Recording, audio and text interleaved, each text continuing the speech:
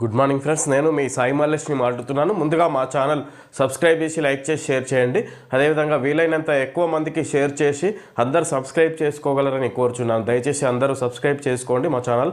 ఈరోజు వార్తల్లోని ముఖ్యాంశాలు తెలుసుకుందాం. ఆంధ్రజ్యోతి దినపత్రిక, హంతకుడిని పట్టించిన ల్యాప్టాప్, అమెరికాలో ఏపీ మహిళ హత్య కేసులో ట్విస్ట్. 2017లో ఆమెతో పాటు కుమారుడి హత్య, తొలుత భర్తపై అనుమానం, విచారణ, భర్త సహోద్యోగి హమీద్ హత్య చేసినట్లు తాజాగా గుర్తింపు. ల్యాప్టాప్పై అతడి డిఎన్ఏను కనుగొన్న అధికారులు, హత్య తర్వాత భారత్కు వచ్చేసిన హమీద్ అతడిని అప్పగించాలని కోరుతున్న అమెరికా అధికారులు. నర్రా శశికళ, అనీష్ షాయి, హమీద్. ఈ విధంగా ఇక్కడ అంతకుడిని పట్టించిన ల్యాప్టాప్పై అతని డిఎన్ఏ దొరికినట్టుగా చూడవచ్చు. ఈ విధంగా ఇక్కడ 2017లో జరిగిన హత్య ఇప్పుడు ఎట్టకేలకు అతడిని నిందితుడిని కనిపెట్టినట్టుగా చూడవచ్చు. ఈ విధంగా ఇక్కడ ల్యాప్టాప్ ద్వారా ఇక్కడ డిఎన్ఏ పరీక్ష చేయడంతో ఇక్కడ అతని భర్త స్నేహితుడు వీళ్ళ ఏదైతే హత్యకు గురయ్యారో వీళ్ళ భర్త స్నేహితుడు ద్వారా ఇక హత్యకు గురైంది అన్నట్టుగా చూడవచ్చు. ఈ విధంగా ఇక్కడ హత్య చేసి ఇక్కడ ఇండియాకు వచ్చిండు. ఇక్కడ రీసెంట్గా అతడు రుజువైనట్టుగా అంతకుడు దొరికినట్టుగా చూడవచ్చు. ఈ విధంగా భారత్కు కోరుతున్నట్టుగా అతడిని అప్పగించాలని కోరుతున్న అమెరికా అధికారులు. నేటి నుంచి ఓటర్ల జాబితా సవరణ. 23న తుది జాబితా ప్రకటన. షెడ్యూల్ జారీ చేసిన రాష్ట్ర ఎన్నికల కమిషన్. 26న పంచాయతీ ఎన్నికల షెడ్యూల్ విడుదల. వచ్చే నెల 2వ వారంలో పోలింగ్. 2 దశల్లోనే ఎన్నికలు ఉండే అవకాశం. ఎన్నికల పరిశీలకులుగా ఐఏఎస్ల నియామకం. నేడు జిల్లా కలెక్టర్లు, పోలీసు అధికారులతో రాష్ట్ర ఎన్నికల కమిషనర్ వీడియో కాన్ఫరెన్స్. మొదటి వారంలో జిల్లాల పర్యటనకు సీఎం. ఇక్కడ పంచాయతీ ఎన్నికలకు విధంగా ఇక్కడ నేటి నుంచి ఓటర్ల సవరణ జరగబోతుంది. ఈ విధంగా తుది జాబితా ప్రకటన. ఈ విధంగా సవరణకు ఈరోజే చివరి తేదీగా చెప్పుకొస్తారు. ఈ విధంగా ఇక్కడ ఓటర్ల జాబితా సవరణ జరుగుతుంది అన్నట్టుగా చూడవచ్చు. ఈ విధంగా ఇక్కడ షెడ్యూల్ జారీ చేసిన రాష్ట్ర ఎన్నికల కమిషన్. 26న పంచాయతీ ఎన్నికల షెడ్యూల్. వచ్చే నెల 2వ వారంలో పోలింగ్. 2 దశల్లోనే ఎన్నికలు ఉండే అవకాశం. డిసెంబర్ చివరి వారం కల్లా ఇక్కడ పంచాయతీ ఎన్నికలు ముగిసే అవకాశం ఉన్నట్టుగా చూడవచ్చు. ఈ విధంగా ఇక్కడ మొదటి వారంలో జిల్లాల పర్యటనకు సీఎం. ఈ విధంగా ఇక్కడ సీఎం పంచాయతీ ఎన్నికల్లో ఇక్కడ కాంగ్రెస్ పార్టీ అభ్యర్థులను గెలిపించుకోవడానికి గాను జిల్లాల పర్యటన చేయబోతున్నారు అన్నట్టుగా చూడవచ్చు. ఇక్కడ సీఎం రేవంత్ రెడ్డి. పంచాయతీ ఎన్నికల సమరానికి ఈ నెలలోనే షెడ్యూల్ జారీ అయ్యే అవకాశాలు కనిపిస్తున్నాయి. ఈ నెల 26న షెడ్యూల్ విడుదల కానున్నట్టు తెలుస్తుంది. అనంతరం నోటిఫికేషన్ విడుదల, నామినేషన్ల ప్రక్రియ పూర్తయి డిసెంబర్ 2వ వారంలో పోలింగ్ జరుగుతుందని అంచనా. దీనికి అనుగుణంగానే రాష్ట్ర ఎన్నికల సంఘం ఎస్ఈసి కసరత్తు ప్రారంభించింది. పంచాయతీలు, వార్డుల వారీగా ఓటర్ జాబితాను మరోసారి సవరించేందుకు ప్రత్యేక కార్యాచరణ చేపట్టింది. ఇందుకు గాను గురువారం ఈ నెల 20 నుంచి 23 వరకు గ్రామాల్లో ఓటర్ జాబితా సవరణ కోసం బుధవారం షెడ్యూల్ను ప్రకటించింది. ఈ మేరకు జిల్లా పంచాయతీ అధికారులకు రాష్ట్ర ఎన్నికల కమిషన్ రాణి కుముదిని ఆదేశాలు జారీ చేశారు. ఈ ఆదేశాల ప్రకారం గతంలో వెల్లడించిన జాబితాలో నమోదు కాకుండా ఇటీవల కొత్తగా వచ్చిన దరఖాస్తుల పరిశీలన, ఇదివరకు ఉన్న వాటిలో తప్పుల సవరణ, అభ్యంతరాల స్వీకరణను గురువారం చేపట్టనున్నారు. 21న ఓటరు దరఖాస్తులు, అభ్యంతరాల పరిష్కారం చేపట్టి 23న పంచాయతీ, వార్డుల వారీగా తుది ఓటర్ జాబితా, పోలింగ్ కేంద్రాల ప్రచురణ చేపట్టనున్నట్లు ఎస్ఈసి ఉత్తర్వుల్లో పేర్కొంది. మరోవైపు రాష్ట్రంలో అన్ని జిల్లాల కలెక్టర్లు, పోలీస్ కమిషనర్లు, జిల్లా ఎస్పీలతో రాష్ట్ర ఎన్నికల కమిషన్ రాణి కుముదిని గురువారం వీడియో కాన్ఫరెన్స్ నిర్వహించనున్నారు. ఎన్నికల నేపథ్యంలో స్థానిక పరిస్థితులు, ఎన్నికల సంసిద్ధత, నిర్వహణ కోసం ఏర్పాట్లు వంటి అంశాలపై వారితో చర్చించనున్నారు. దీంతో పాటు తుది ఓటర్ జాబితా తయారీ షెడ్యూల్, పోలింగ్ సిబ్బంది, పోలింగ్ కేంద్రాలు, సామాగ్రి, జోనల్ అధికారులు, పరిశీలకులు, శాంతి భద్రతలు, సమస్యాత్మక ప్రాంతాల గుర్తింపు, మోడల్ కోడ్ కమిటీ, ఎన్నికల నిర్వహణకు మార్గదర్శకాల రూపకల్పన వంటి అంశాలపైన చర్చించి నిర్ణయం తీసుకుంటారు వీడియో కాన్ఫరెన్స్లో.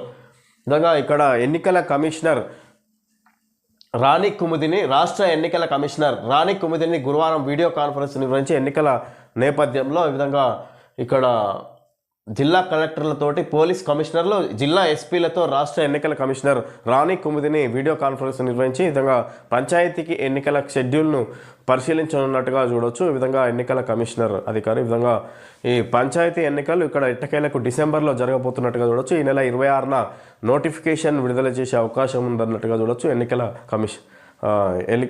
కమిషన్. ఈ విధంగా పోస్టుమార్టం కోసం నక్సల్స్ మృతదేహాలను తీసుకొచ్చిన రంపచోడవరం ఆసుపత్రి వద్ద బలగాలు. మరో 7గురి ఎన్కౌంటర్. మారేడుమిల్లిలోనే మళ్లీ ఎదురుకాల్పులు. మృతులందరూ హిడ్మా దళ సభ్యులే. వారిలో టెక్ శంకర్ అలియాస్ జోగారావు 37 ఏళ్ల క్రితం సిక్కోలు నుంచి ఉద్యమంలోకి ఏఓబికి సారథ్యం. మిలిటరీ టెక్నికల్ రంగాలపై గట్టి పట్టు. విధంగా ఇక్కడ ఇది మరోసారి ఇది ఆంధ్రప్రదేశ్లోని అడవుల్లో ఈ విధంగా మరొకసారి ఎన్కౌంటర్ జరిగిందన్నట్టుగా చూడొచ్చు. మారేడుమిల్లి అటవీ ప్రాంతంలో విధంగా మరో 7గురు మంది మృతి చెందిరు. ఈ విధంగా ఇక్కడ ఈ హిడ్మా మోస్ట్ వాంటెడ్ మావోయిస్టు అతనే లక్ష్యంతో ఈ విధంగా ఇక్కడ పోలీస్ కూంబింగ్ జరిగిన సందర్భంగా ఈ విధంగా హిడ్మా మరణించారు మొన్న. ఇది నిన్న మళ్ళీ మరొకసారి కూంబింగ్ నిర్వహించడం ద్వారా ఈ విధంగా ఇక్కడ మరో 7గురు మంది మావోయిస్టులు మరణించారు అన్నట్టుగా చూడొచ్చు. ఈ సందర్భంగా అల్లూరు సీతారామరాజు మన్యం జిల్లాలోని మారేడుమిల్లిలో బుధవారం ఉదయం మరో ఎన్కౌంటర్ జరిగింది. ఈ ఘటనలో మరో 7గురు మావోయిస్టులు మృతి చెందారు. వీరిలో Andhra Odisha border AOB committee నేత మెట్టూరి జోగారావు అలియాస్ టెక్ శంకర్. ఈ విధంగా ఆయన కూడా ప్రధాన కమిటీ నేత మెట్టూరి జోగారావు అలియాస్ టెక్ శంకర్. ఆయన Andhra Odisha border AOB committee నేత మావోయిస్టు మరణించారు అన్నట్టుగా చూడవచ్చు. ఈ విధంగా ఇక్కడ మావోయిస్టులు మొత్తం మీద ఇక్కడ అంతమొందించడమే లక్ష్యంగా పెట్టుకున్న ఈ విధంగా కేంద్ర ప్రభుత్వం. దాంతో ఈ విధంగా ఇక్కడ అటవీ ప్రాంతాలన్నీ జల్లెడ పడుతున్నట్టుగా చూడవచ్చు. మావోయిస్టులను మొత్తం మీద ఇక్కడ జీరో స్థాయికి తీసుకురావడమే కేంద్ర ప్రభుత్వం లక్ష్యం అన్నట్టుగా కూడా వాళ్ళు ఇక్కడ చూడవచ్చు. అగ్రనేతలే లక్ష్యంగా ప్రణాళిక. కేంద్ర నిఘా వర్గాల ఆపరేషన్. తెలంగాణ, ఏపీ, ఒడిశా, ఛత్తీస్గఢ్ పోలీసులతో కలిసి అడవుల జల్లెడ. మావోయిస్టుల కొంపముచ్చిన డ్రోన్లు. పోలీసుల అదుపులో తిరుపతి. ఆందోళనలో కుటుంబ సభ్యులు. అగ్రనేతలే లక్ష్యంగా ప్రణాళిక. కేంద్ర నిఘా వర్గాల ఆపరేషన్. ఈ విధంగా ఇక్కడ డ్రోన్ కెమెరాల ద్వారా మావోయిస్టులు ఎక్కడ తలదాచుకుంటున్నారు అనేది ఇక్కడ అటవీ ప్రాంతాన్ని డ్రోన్ కెమెరాల ద్వారా పర్యవేక్షిస్తున్నట్టుగా చూడవచ్చు. దాంతో ఇక్కడ డైరెక్ట్ అటాక్ జరుగుతున్నట్టుగా చూడవచ్చు ఇక్కడ మావోయిస్టుల మీద. మొత్తం మీద ఇక్కడ కేంద్ర ప్రభుత్వం కేంద్ర నిఘా వర్గాల ఆపరేషన్. అగ్రనేతల లక్ష్యమే ప్రణాళిక. ఈ విధంగా కీలక నేతలు ఎవరున్నారో మావోయిస్టుల వాళ్ళనే టార్గెట్ చేసుకొని అంతమొందించడమే ఇక్కడ కేంద్ర వర్గాల నిఘా అన్నట్టుగా ప్రణాళిక అన్నట్టుగా చూడొచ్చు. ఈ విధంగా ముఖ్యంగా అదే తరుణంలో ఈ విధంగా ఇక్కడ ఈ పోలీసుల కూంబింగ్ జరుగుతుందన్నట్టుగా చూడొచ్చు అటవీ ప్రాంతంలో. విద్యుత్పై ఫోకస్. 24న ప్రత్యేకంగా భేటీ కానున్న కేబినెట్. కొత్త డిస్కమ్ ఏర్పాటు. విద్యుత్ డిమాండ్. థర్మల్ ప్లాంట్లు. రాజధానిలో భూగర్భ కేబుల్ లైన్లపై చర్చించనున్న మంత్రివర్గం. కొత్త సంస్కరణలపై మంత్రులకు సమావేశంలో వివరణ. 59,671 కోట్ల మేర నష్టాల్లో 2 డిస్కంలు. వాటి పరపతి పెంచడానికి కొత్త డిస్కమ్ ఏర్పాటు. గ్రిడ్ రక్షణ కోసం కొత్త థర్మల్ ప్లాంట్ల నిర్మాణం. విద్యుత్పై ఫోకస్. 24న ప్రత్యేకంగా భేటీ కానున్న కేబినెట్. కొత్త డిస్కమ్ ఏర్పాటు. విద్యుత్ డిమాండ్. థర్మల్ ప్లాంట్లు. రాజధానిలో భూగర్భ కేబుల్ లైన్లపై చర్చించనున్న మంత్రివర్గం. ఈ విధంగా ఇక్కడ కొత్త విద్యుత్తును ఉత్పత్తి చేయడానికి గాను విద్యుత్ కేంద్రాన్ని ఏ విధంగా తీసుకురావాలనే దానిపై కేబినెట్ ఈ నెల 24న రాష్ట్ర ప్రభుత్వం విద్యుత్ శాఖకు సంబంధించిన మంత్రివర్గ కేబినెట్ సమావేశం ఏర్పాటు చేయనున్నట్టుగా చూడొచ్చు. విద్యుత్ రంగంపై రాష్ట్ర ప్రభుత్వం ప్రత్యేకంగా దృష్టి పెట్టింది. ఈ మేరకు కొత్తగా తీసుకురానున్న సంస్కరణల మీద చర్చించేందుకు ఈ నెల 24న ప్రత్యేకంగా కేబినెట్ భేటీ కానుంది.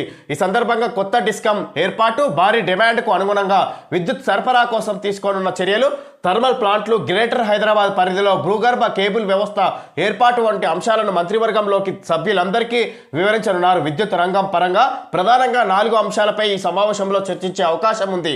కొత్తగా పరిశ్రమలు ఏర్పడటం, పట్టణీకరణ పెరగడం, వ్యవసాయ రంగం వృద్ధి చెందడం, గృహజ్యోతి పథకం కారణంగా రాష్ట్రంలో విద్యుత్కు డిమాండ్ పెరిగింది. ప్రత్యేక రాష్ట్రంగా తెలంగాణ ఏర్పడ్డాక 2015 మార్చి 8న రాష్ట్రంలో విద్యుత్ గరిష్ట డిమాండ్ 6,755 మెగావాట్లుగా ఉంది. ఈ ఏడాది మార్చి 20 నాటికి అది 17,165 మెగావాట్లకు చేరుకుంది. జాతీయ తలసరి విద్యుత్ వినియోగం 1,395 యూనిట్లు ఉండగా తెలంగాణ తలసరి విద్యుత్ వినియోగం 2,480 యూనిట్లుగా ఉంది. 2034-35 కల్లా ఇది 31,809 మెగావాట్లుగా ఉంటుందని అంచనా వేస్తున్నారు. ఇదే జరిగితే అప్పటికి 47,119 మిలియన్ యూనిట్ల మేర లోటు ఉంటుందని తేల్చారు. 2034-35 కల్లా రెన్యూవబుల్ పవర్ అబ్లిగేషన్ సంప్రదాయ విద్యుత్తును వాడుతుంటే విధిగా సాంప్రదాయమే తర విద్యుత్ వాటా 50% ఉండనుందని, దీనికోసం మరో 2034-35 కల్లా సౌర విద్యుత్ వాటా 33,644 మెగావాట్లుగా ఉండాలని గుర్తించింది. డిమాండ్ను తీర్చే ఈ విధంగా ఇక్కడ ఈ గృహజ్యోతి పథకానికి వ్యవసాయ రంగానికి కొత్తగా పరిశ్రమలు ఏర్పడడం, పట్టణీకరణ పెరగడం, వ్యవసాయ రంగం వృద్ధి చెందడం, గృహజ్యోతి పథకం కారణంగా రాష్ట్రంలో విద్యుత్కు డిమాండ్ పెరిగింది. ప్రత్యేక రాష్ట్రంగా తెలంగాణ ఏర్పడ్డాక 2017 మార్చి 8న రాష్ట్రంలో 6,755 మెగావాట్లుగా ఉండే విద్యుత్తు ఉత్పత్తి ఇప్పుడు అది 17,165 మెగావాట్లకు చేరుకుంది. జాతీయ తలసరి విద్యుత్ వినియోగం 101,395 యూనిట్లు ఉండగా ఈ విధంగా ఇక్కడ విద్యుత్ వినియోగానికి సంబంధించి ఉత్పత్తి సరిపోవడం లేదన్నట్టుగా చూడవచ్చు. ఈ విధంగా ఇంకా విద్యుత్ ఉత్పత్తి అధికంగా కావాల్సి ఉంది వ్యవసాయ రంగం వృద్ధికి. అదేవిధంగా కొత్తగా పరిశ్రమలు ఏర్పడుతున్న సందర్భంగా ఈ గృహజ్యోతి పథకం ద్వారా విద్యుత్తును అందించడం, ఈ విధంగా వివిధ రకాలుగా విద్యుత్ వినియోగం అధికంగా ఉన్న కారణంగా ఇంకా విద్యుత్ ఉత్పత్తి అదనంగా డిస్కంలను ఏర్పాటు చేసి విద్యుత్ ఉత్పత్తిని చేయడానికి గాను ఈ విధంగా రాష్ట్ర మంత్రివర్గం కేబినెట్ సమావేశం ఈ నెల 24న సమావేశం ఏర్పాటు చేసి ఈ విధంగా విద్యుత్తును ఇంకా ఎక్కువ మొత్తంలో ఉత్పత్తి చేయడానికి గాను తీసుకోవాల్సిన చర్యలకు ఉద్దేశించి ఈ విధంగా ఇక్కడ సమావేశం ఏర్పాటు చేయబోతున్నట్టుగా చూడొచ్చు. రాష్ట్ర ప్రభుత్వం 2034-35 కల్లా విద్యుత్ వినియోగం పెరుగుతుంది. దానికి అనుగుణంగా విద్యుత్ ఉత్పత్తి ఏ విధంగా సమకూర్చుకోవాలనే దానిపై రాష్ట్ర ప్రభుత్వం కీలకంగా చర్చించనున్నట్టుగా చూడొచ్చు. ఈ సందర్భంగా కోర్టు తీర్పులకు విరుద్ధంగా చట్టాలా? అలా చేయడానికి వీల్లేదు. కోర్టు తీర్పులను పార్లమెంటు పక్కన పెట్టలేదు. ట్రైబ్యునల్ల సంస్కరణల చట్టం విషయంలో కేంద్ర ప్రభుత్వం తీర్పుపై సుప్రీంకోర్టు అసంతృప్తి. చట్టంలో కీలక నిబంధనలను కొట్టివేస్తూ తీర్పు. గతంలోనూ కేంద్రంపై జస్టిస్ గవాయ్ ఫైర్. కోర్టు తీర్పులకు విరుద్ధంగా చట్టాలా? అలా చేయడానికి వీల్లేదు. కోర్టు తీర్పులను పార్లమెంట్ పక్కన పెట్టలేదు. ట్రైబ్యునల్ల సంస్కరణల చట్టం విషయంలో కేంద్ర ప్రభుత్వ తీర్పుపై సుప్రీంకోర్టు అసంతృప్తి. చట్టంలో కీలక నిబంధనలను కొట్టివేస్తూ తీర్పు. గతంలోనూ కేంద్రంపై జస్టిస్ గవాయ్ ఫైర్. ఈ విధంగా కేంద్ర ప్రభుత్వ తీరును వ్యతిరేకిస్తూ ఈ విధంగా సుప్రీంకోర్టు ఆగ్రహం వ్యక్తం చేస్తుంది. మరోసారి ఈ విధంగా కోర్టు ధిక్కరణకు వ్యతిరేకంగా ఈ తీర్పులు చట్టాలు ఉంటాయా, పార్లమెంటు నిర్ణయాలు ఉంటాయా అన్నట్టుగా ఇక్కడ కేంద్ర ప్రభుత్వాన్ని సుప్రీంకోర్టు ప్రశ్నిస్తున్నట్టుగా చూడొచ్చు. కేంద్ర ప్రభుత్వానికి సుప్రీంకోర్టులో ఎదురు దెబ్బ తగిలింది. ట్రిబ్యునల్ల సంస్కరణల చట్టం 2021ని సవాల్ చేస్తూ దాఖలైన పిటిషన్లపై సర్వోన్నత న్యాయస్థానం బుధవారం కీలక తీర్పు వెలువరించింది. ట్రిబ్యునల్ సభ్యులు, ప్రిసైడింగ్ అధికారుల నియామకాలు, పదవీకాలం, సర్వీసు షరతులకు సంబంధించి ఈ చట్టంలోని కొన్ని కీలక నిబంధనలను ప్రధాన న్యాయమూర్తి జస్టిస్ బిఆర్ గవాయ్ నేతృత్వంలోని ధర్మాసనం రద్దు చేసింది. అవన్నీ పాతవేనని చిన్న మార్పులతో కేంద్రం వాటిని మళ్లీ ప్రవేశపెట్టిందని పేర్కొంది. చట్టంలో చిన్న మార్పులు చేయడం ద్వారా కోర్టు తీర్పులను పార్లమెంటు ప్రకటన పెట్టడానికి వీల్లేదని వ్యాఖ్యానించింది. ఈ విధంగా ఇక్కడ పదవీ కాలం పొడిగించడం, ఇక్కడ చట్టాలకు విరుద్ధంగా కేంద్ర ప్రభుత్వం వ్యవహరిస్తుంది. దానికి సర్వీస్ షరతులకు సంబంధించి, అదేవిధంగా ట్రిబ్యునల్ సభ్యులు, ప్రిసైడింగ్ అధికారుల నియామకాలు, పదవీకాలం, సర్వీస్ షరతులకు సంబంధించి ఈ చట్టంలోని కొన్ని కీలక నిబంధనలకు ప్రధాన న్యాయమూర్తి జస్టిస్ బిఆర్ గవాయ్ నేతృత్వంలోని ధర్మాసనం రద్దు చేసింది. ఇవన్నీ సొంత నిర్ణయాలు, చట్టాలకు విరుద్ధంగా నిర్ణయాలు తీసుకోకూడదు అన్నట్టుగా ఇక్కడ ఏదైతే కేంద్ర ప్రభుత్వం తీరును వ్యతిరేకిస్తూ ఈ విధంగా సుప్రీంకోర్టు నిర్ణయం తీసుకున్నట్టుగా చూడొచ్చు. రాష్ట్రపతి గవర్నర్లకు గడువుపై నేడు సుప్రీం స్పష్టత. చట్టసభలు ఆమోదించిన బిల్లుల ఆమోదం కోసం 3 నెలల గడువు విధిస్తూ మేలో సుప్రీంకోర్టు తీర్పు. రాజ్యాంగ పదవుల్లో ఉన్న వారికి గడువు పెట్టడంపై భిన్నాభిప్రాయాలు. ఆర్టికల్ 143 కింద తిరిగి సుప్రీంనే అభిప్రాయం కోరిన రాష్ట్రపతి ముర్ము. తీర్పును వ్యతిరేకిస్తూ కేంద్రం, సమర్థిస్తూ పలు రాష్ట్రాల వాదన. తీర్పుపై సర్వత్రా ఆసక్తి. రాష్ట్రపతి గవర్నర్ల గడువుపై నేడు సుప్రీం స్పష్టత. చట్టసభలు ఆమోదించిన బిల్లుల ఆమోదం కోసం 3 నెలల గడువు విధిస్తూ మేలో సుప్రీంకోర్టు తీర్పు. విధంగా రాష్ట్రపతి, గవర్నర్లు ఏదైనా నిర్ణయం తీసుకోవడానికి 3 నెలల కంటే పరిమితి ఆలస్యం చేయకూడదు. వాళ్ళ దగ్గరికి వచ్చిన బిల్లులను 3 నెలల లోపు ఒక నిర్ణయం తీసుకొని వాటిపై ఇక్కడ ఫైనల్ డిసిషన్ చెప్పాలి రాష్ట్ర ప్రభుత్వాలకు. కేంద్ర ప్రభుత్వానికి గవర్నర్లు నిర్లక్ష్యం చేయకూడదు రాష్ట్రపతి కూడా అన్న విషయానికి సుప్రీంకోర్టులో కీలక తీర్పు వెలువడే అవకాశం ఉన్నట్టుగా చూడొచ్చు. ఈరోజు రాజ్యాంగ పదవుల్లో ఉన్న వారికి గడువు పెట్టడంపై భిన్న అభిప్రాయాలు. ఆర్టికల్ 143 కింద తిరిగి సుప్రీంనే అభిప్రాయం కోరిన రాష్ట్రపతి ముర్ము. తిరిగి సుప్రీంకోర్టునే అభిప్రాయం ఆర్టికల్ 143 కింద తిరిగి సుప్రీంనే కోరింది అభిప్రాయాన్ని అన్నట్టుగా చూడొచ్చు. రాష్ట్రపతి ముర్ము. తీర్పును వ్యతిరేకిస్తూ కేంద్రం, సమర్థిస్తూ పలు రాష్ట్రాల వాదన, తీర్పుపై సర్వత్రా ఆసక్తి. ఈ విధంగా తీర్పును వ్యతిరేకిస్తూ కేంద్ర ప్రభుత్వం, సమర్థిస్తూ పలు రాష్ట్రాల వాదన అన్నట్టుగా చూడొచ్చు. ఈ విధంగా దీనిపై కీలక తీర్పు ఈరోజు వెలువడే అవకాశం ఉన్నట్టుగా చూడొచ్చు సుప్రీంకోర్టులో. సత్యసాయి విశ్వ ప్రేమకు ప్రతిరూపం. పుట్టపర్తిలో సత్యసాయి బాబా మహాసమాధి వద్ద ప్రధాని మోడీ, బహిరంగ సభలో మోడీ, ఏపీ సీఎం చంద్రబాబు. విధంగా ఏపీలోని పుట్టపర్తి సత్యసాయి బాబా ఆలయాన్ని సందర్శించినట్టుగా చూడొచ్చు ప్రధాని మోడీ. సందర్భంగా బహిరంగ సభలు నిర్వహించే విధంగా ఇక్కడ ప్రధాని మోడీతో పాటు సీఎం చంద్రబాబు కూడా పాల్గొన్నట్టుగా చూడొచ్చు ఇక్కడ ఈ సమావేశంలో. అందరినీ ప్రేమించు, అందరినీ సేవించు అని బోధించారు. 140 దేశాల్లో కోట్ల మందికి బాబా బోధనలు వెలుగుబాటు. సత్యసాయి శత జయంతి వేడుకల్లో ప్రధాని మోడీ. బాబా స్మారకం నాణెం, తపాలా స్టాంపుల ఆవిష్కరణ. భూమిపై మనం చూసిన దైవం సత్యసాయి, చంద్రబాబు. ఈ విధంగా సత్యసాయి అన్ని ఒక మార్గదర్శకంగా ఉండే ఒక అందరినీ ప్రేమించు, అందరినీ సేవించు అని బోధించారు. 140 దేశాల్లో కోట్ల మందికి బాబా బోధనలు వెలుగుబాటు. ఈ విధంగా బాబా బోధనలు 140 దేశాల్లో ఆయన బోధనలు ఉన్నాయి వెలుగుబాటుకు. అంటే ఎంతోమందికి వెలుగును చూపించాయన్నట్టుగా చెప్పుకొచ్చారు ప్రధాని మోడీ. సత్యసాయి శత జయంతి వేడుకల్లో ప్రధాని మోడీ. బాబా స్మారక నాణ్యం, తపాలా స్టాంపుల ఆవిష్కరణ. భూమిపై మనం చూసిన దైవం సత్యసాయి అని చంద్రబాబు చెప్పుకొస్తారు. విశ్వ ప్రేమకు ప్రతిరూపం భగవాన్ సత్యసాయి బాబా అని ప్రధాని మోడీ అన్నారు. సేవే పరమ ధర్మమని మన నాగరికతకు చెప్పిందని, సత్యసాయి పాటించిన ప్రేమ, సేవా భావనలు ప్రపంచవ్యాప్తంగా కోట్ల మందిని ప్రభావితం చేస్తున్నాయని చెప్పారు.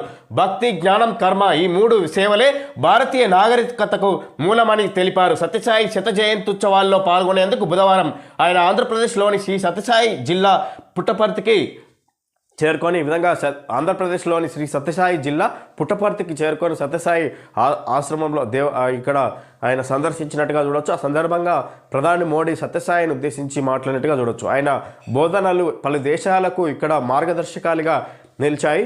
ఇక్కడ ప్రేమ, ఇక్కడ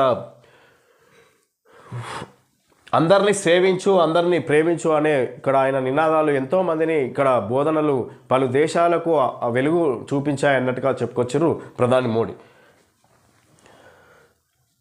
అల్పలాహ్ నుంచి 10 మంది పరారీ. గాలిస్తున్న దర్యాప్తు సంస్థలు. ఫరీదాబాద్ మాడ్యూల్తో సంబంధాలపై విచారణ. పాక్లో యాప్ ద్వారా విరాళాలు సేకరించిన జైషే అల్పలాహులో 415 కోట్ల అక్రమాలు. నకిలీ గుర్తింపుతో ఫీజు వసూళ్లు. లెక్కల్లో విరాళాలుగా ఈడీ. వర్సిటీ వ్యవస్థాపకుడు సిద్దికీకి 13 రోజుల రిమాండ్. విధంగా అల్పలాహు నుంచి 10 మంది పరారీ. గాలిస్తున్న దర్యాప్తు సంస్థలు. ఫరీదాబాద్ మాడ్యూల్తో సంబంధాలపై విచారణ. పాక్లో యాప్ ద్వారా విరాళాలు సేకరించిన జైషీ అల్పలాహులో 415 కోట్ల అక్రమాలు. నకిలీ గుర్తింపుతో ఫీజు వసూళ్లు. లెక్కల్లో విరాళాలుగా ఈడీ తెలియజేసింది. ఈ విధంగా వర్సిటీ వ్యవస్థాపకుడు సిద్దికీకి 13 రోజుల రిమాండ్. ఈ విధంగా 13 రోజుల రిమాండ్ విధించింది ఇక్కడ వర్సిటీ వ్యవస్థాపకుడు సిద్దికీకి. ఇదే అల్పలాహులో నుంచి 10 మంది పరారు. ఈ విధంగా ఇక్కడ అక్రమాలు జరిగిన కోట్లలో పాకిస్తాన్లో యాప్ పేరుతోటి 415 కోట్ల అక్రమాలు జరిపిండు అన్నట్టుగా సందర్భంగా అతనికి 13 రోజుల రిమాండ్ విధించినట్టుగా చూడొచ్చు అక్కడి కోర్టు. మహిళా సమాఖ్య ప్రతినిధులకు ఇందిరా మహిళా శక్తి చీరలను అందిస్తున్న సీఎం రేవంత్. బట్టి విక్రమార్క, మంత్రులు సీతక్క, సురేఖ, పొన్నం ప్రభాకర్, కోమటిరెడ్డి వెంకరెడ్డి, శ్రీహరి, పొంగులేటి శ్రీనివాసరెడ్డి. విధంగా మహిళల ఉన్నతే ప్రగతి. విధంగా ఇందిరాగాంధీ జయంతి ఉత్సవాలను ఉద్దేశించి ఈ విధంగా సీఎం రేవంత్ రెడ్డి కోటి మహిళలకు చీరల పంపిణీ కార్యక్రమం ప్రారంభించినట్టుగా చూడొచ్చు. నిన్న హైదరాబాద్లో ఈ విధంగా ఇక్కడ సీఎం రేవంత్ రెడ్డి చేతుల మీదుగా చీరల పంపిణీ చేసినట్టుగా చూడొచ్చు సీఎం రేవంత్ రెడ్డి. మహిళల ఉన్నతే ప్రగతి. మహిళా సంఘాల ఉత్పత్తులు అంతర్జాతీయ మార్కెట్కు. ఆన్లైన్ మార్కెటింగ్ కోసం అమెజాన్తో సంప్రదింపులు. ఆడబిడ్డలకు చీర సారా పెట్టడం తెలంగాణ సంప్రదాయం. రాష్ట్రంలోని తోబుట్టువులందరికీ ఇందిరా మహిళా శక్తి చీరలు. మొదటి విడతగా గ్రామీణ ప్రాంతాల్లో 65 లక్షల చీరల పంపిణీ. పట్టణ ప్రాంతాల్లోని మహిళలకు 35 లక్షల చీరలు. సీఎం రేవంత్ రెడ్డి. మహిళా సంఘాలతో వీడియో కాన్ఫరెన్స్. ఇందిరాకు ఘన నివాళి. విధంగా ఇందిరాగాంధీ జయంత్యోత్సవాలను ఉద్దేశించి ఈ విధంగా చీరల పంపిణీ కార్యక్రమాన్ని ప్రారంభించినట్టుగా చూడొచ్చు. ఈ విధంగా మహిళల ప్రగతే తెలంగాణ రాష్ట్ర ప్రగతి అన్నట్టుగా చెప్పుకొస్తారు సీఎం రేవంత్ రెడ్డి. ఈ విధంగా పట్టణ ప్రాంతాల్లో 35 లక్షల చీరలు, గ్రామీణ ప్రాంతాల్లో 65 లక్షల చీరల పంపిణీ, మొత్తం మీద 1 కోటి చీరల పంపిణీ చేస్తామన్నట్టుగా చెప్పుకొస్తారు. రాష్ట్రంలోని మహిళలందరికీ చీరల పంపిణీ కార్యక్రమం కొనసాగుతుంది అన్నట్టుగా సీఎం రేవంత్ రెడ్డి చెప్పుకొచ్చారు. ఈ విధంగా మహిళా సంఘాల ఉత్పత్తులు అంతర్జాతీయ మార్కెట్కు ఆన్లైన్ మార్కెటింగ్ కోసం అమెజాన్తో సంప్రదింపులు చేస్తున్నారట సీఎం రేవంత్ రెడ్డి. ఈ విధంగా రాష్ట్రంలో మహిళల మార్కెటింగ్ ఉత్పత్తులను ఆన్లైన్ మార్కెటింగ్ కోసం అమెజాన్తో సంప్రదింపులు జరుపుతున్నారు. ఈ విధంగా ఇక్కడ మహిళల అభివృద్ధి తెలంగాణ రాష్ట్ర అభివృద్ధి అన్నట్టుగా చెప్పుకొస్తారు ఇక్కడ సీఎం రేవంత్ రెడ్డి.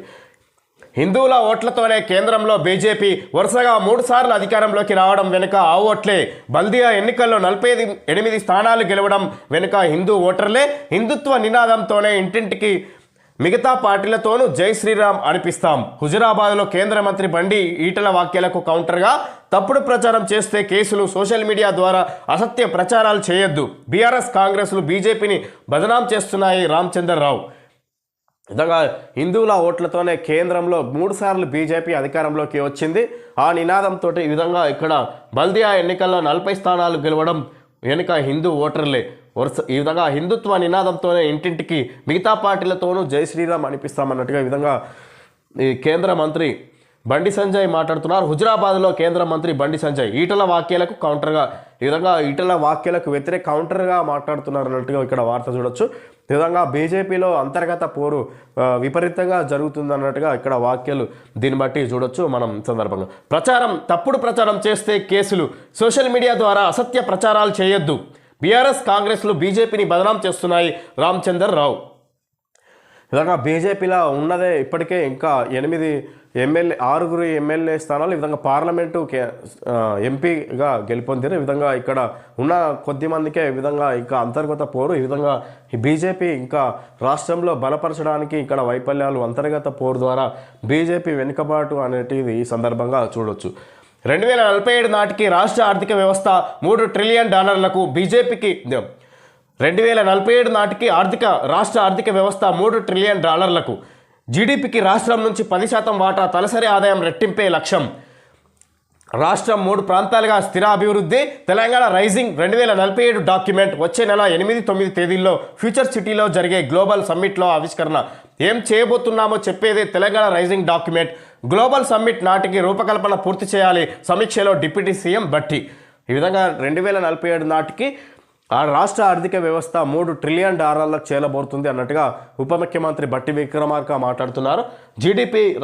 జీడీపీకి రాష్ట్రం నుంచి 10% వాటా, తలసరి ఆదాయం రెట్టింపే లక్ష్యం. రాష్ట్రం 3 ప్రాంతాలుగా సుస్థిరాభివృద్ధి. తెలంగాణ రైజింగ్ 2047 డాక్యుమెంట్ వచ్చే నెల 8-9 తేదీలో ఫ్యూచర్ సిటీలో జరిగే గ్లోబల్ సమ్మిట్లో ఆవిష్కరణ. ఏం చేయబోతున్నామో చెప్పేదే Telangana rising document. Global summit నాటికి రూపకల్పన పూర్తి చేయాలి. విధంగా ఇక్కడ ఈ 8-9 తేదీల్లో 2047 నాటికి ఏ విధంగా రాష్ట్రంని తీసుకోబోతాం, అభివృద్ధి ప్రణాళికను ఒక విడుదల చేయబోతున్నాం అన్నట్టుగా చెప్పుకొస్తారు. గ్లోబల్ సమ్మిట్లో ఈ జరిగే 8-9 తేదీల్లో జరిగే ఫ్యూచర్ సిటీలో జరిగే గ్లోబల్ సమ్మిట్లో ఈ ప్రణాళికను విడుదల చేయబోతున్నాం అన్నట్టుగా చెప్పుకొస్తారు బట్టి విక్రమార్క. 2 ఏళ్ల పాలనను పూర్తి చేసుకోబోతున్న రాష్ట్ర ప్రభుత్వం 2047 సంవత్సరం నాటికి రాష్ట్రాన్ని $3 ట్రిలియన్ ఆర్థిక వ్యవస్థగా తీర్చిదిద్దే భారీ లక్ష్యాన్ని నిర్దేశించుకుంది. ఆ దిశగా ఏ రంగాల్లో ఎలాంటి అభివృద్ధి సాధించాలి, ఏ వర్గాలకు ఎలాంటి అవకాశాలు, సదుపాయాలు కల్పించాలనే అంశాలతో తెలంగాణ రైజింగ్ 2047 పేరిట ఒక డాక్యుమెంట్ను రూపొందిస్తుంది. ప్రజాపాలన విజయోత్సవాల్లో భాగంగా డిసెంబర్ 8-9 తేదీల్లో ఫ్యూచర్ సిటీలో నిర్వహించే తెలంగాణ రైజింగ్ గ్లోబల్ సమ్మిట్లో ఈ డాక్యుమెంట్ను ఆవిష్కరించనుంది. రాష్ట్రాన్ని బలమైన ఆర్థిక వ్యవస్థగా తీర్చిదిద్దుతామని ప్రస్తుతం ఉన్న $210 బిలియన్ రాష్ట్ర ఆర్థిక వ్యవస్థను 2047 నాటికి $3 ట్రిలియన్ ఆర్థిక వ్యవస్థగా తీర్చిదిద్దుతామని ప్రభుత్వం తన విజన్ డాక్యుమెంట్లో వెల్లడించింది. అప్పటికల్లా జాతీయ స్థూల ఉత్పత్తి జీడీపీకి రాష్ట్రం నుంచి 10% వాటా అందించాలని లక్ష్యంగా నిర్దేశించుకున్నది. రాష్ట్ర తలసరి ఆదాయాన్ని 10 రెట్ల మేర పెంచడమే తన సంకల్పమని ఈ విధంగా ఇక్కడ రాష్ట్ర తలసరి ఆదాయాన్ని 10 రెట్ల మేర పెంచడమే తన సంకల్పమని ఈ విధంగా ఇక్కడ ఈ 2 సంవత్సరాలు కాంగ్రెస్ ప్రభుత్వం ఏర్పడి ఈ విధంగా ఇక్కడ 2 సంవత్సరాలు పూర్తవుతున్న సందర్భంగా ఈ విధంగా ఇక్కడ విజయ ఉత్సవాలు జరుపుతున్నట్టుగా చూడొచ్చు. ఇక్కడ మనం కాంగ్రెస్ పార్టీ ఈ విధంగా ఆ సందర్భంగా 8-9 తేదీల్లో ఫ్యూచర్ సిటీలో నిర్వహించే గ్లోబల్ సమ్మిట్ పేరిట విధంగా ఇక్కడ 2047 నాటికి రాష్ట్రాన్ని ఏ విధంగా తీర్చిదిద్దుతాం అనే ఒక డాక్యుమెంట్ని తయారు చేస్తున్నాం అన్నట్టుగా డిప్యూటీ సీఎం బట్టి విక్రమార్క చెప్పుకొస్తారు. 8-9 తేదీల్లో ఈ డాక్యుమెంట్ని విడుదల చేస్తామన్నట్టుగా మాట్లాడుతున్నారు డిప్యూటీ సీఎం బట్టి విక్రమార్క. ఈ విధంగా రాష్ట్ర అభివృద్ధి ఇప్పుడు $1 బిలియన్ ఉన్న జీడిపిని ఈ విధంగా $3 ట్రిలియన్ స్థాయికి తీసుకెళ్తామన్నట్టుగా ఆ విధంగా రూపకల్పన చేయబోతున్నామన్నట్టుగా రాష్ట్ర అభివృద్ధి ప్రణాళికను విడుదల చేయబోతున్నాం అన్నట్టుగా మాట్లాడుతున్నారు బట్టి Vikramarka deputy CM. Okay friends, ఈరోజు వార్తల్లోని ముఖ్యాంశాలు తెలుసుకోవడం జరిగింది. Thank you friends.